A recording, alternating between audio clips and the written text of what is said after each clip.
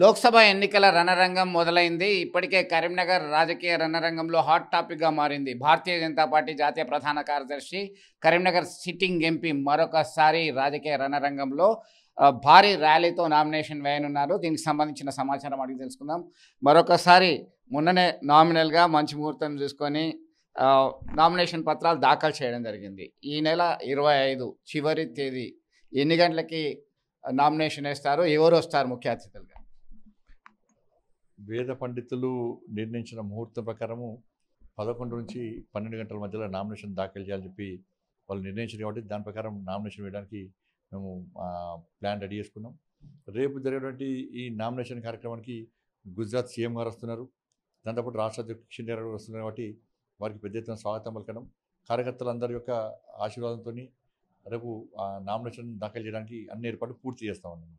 రాజకీయంగా మీ ప్రధాన ప్రత్యర్థులు బండి సంజయ్ని టార్గెట్గా తమ యొక్క ప్రచారం కొనసాగుతుంది. ఎట్లా చూడొచ్చు? టార్గెట్ ఎప్పుడు చేస్తారు?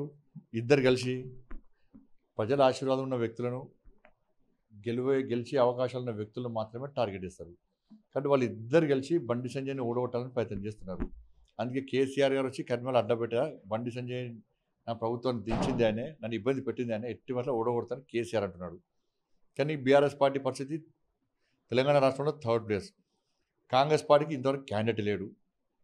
ఇవ్వదు వాళ్ళు క్యాండిడేట్ చెప్పుకుంటున్నారు. కాబట్టి ఇద్దరు కూడా వాళ్ళిద్దరి పరిస్థితి కూడా ఏంటంటే మనం ఇద్దరం తిట్టుకుని నటిద్దాం. టార్గెట్ చేస్తే బండి సంజయ్ని టార్గెట్ చేయాలి, బండి సంజయ్ని ఓడగొట్టాలి. నువ్వు గెలిచినేం కాదు, నేను గెలిచినేం కాదు, మన ఇద్దరం ఒకటే అన్నటువంటి ఆలోచనతో ఈ రెండు పార్టీల అభ్యర్థులు పోటీ చేసే ప్రయత్నం చేస్తున్నారు. లోపాయికారి ఒప్పందం వాళ్ళిద్దరు కూడా.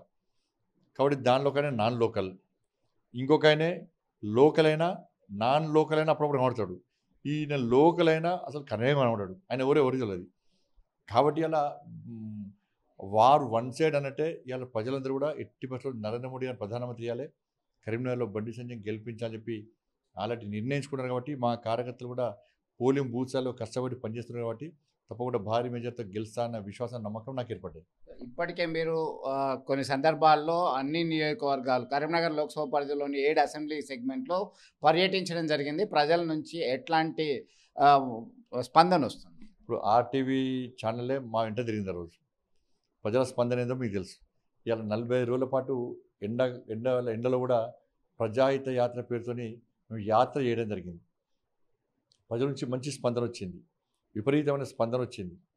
కాబట్టి ఆ యాత్ర ద్వారా ప్రజల స్పందన చూసిన తర్వాతనే ఇలా అన్ని సర్వేలు కూడా మాకు అనుకూలంగా వస్తున్న విషయం వాస్తవం.